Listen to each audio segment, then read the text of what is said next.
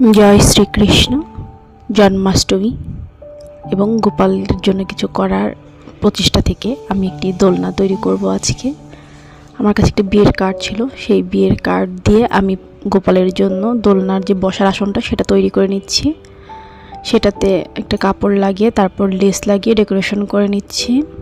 দেখুন, এবার একটা ফোম ছিল, ফোমটাকে আমি কাপড় দিয়ে পেঁচিয়ে নিয়েছি। এটার উপর আমি 4টি লাঠি দিয়ে দোলনার বেসটা তৈরি করে নিয়েছি। তারপর দোলনাটা সুতা দিয়ে এটার মধ্যে লাগিয়ে দিয়েছি এবং আর কিছু লেস যোগ করে দোলনাটা তৈরি করে নিয়েছি। আপনাদের কাছে দোলনাটা কেমন লেগেছে প্লিজ আমাকে জানাবেন, এবং আমার কাজটি যদি আপনাদের ভালো লেগে থাকে আমার চ্যানেলটি সাবস্ক্রাইব করবেন। চলুন এবার গোপালকে বসিয়ে আমরা একটু দোল দেই।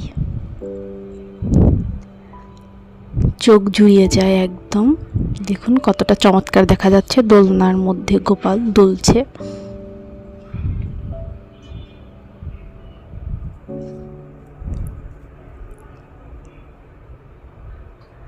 সবাইকে জন্মাষ্টমীর অগ্রিম শুভেচ্ছা।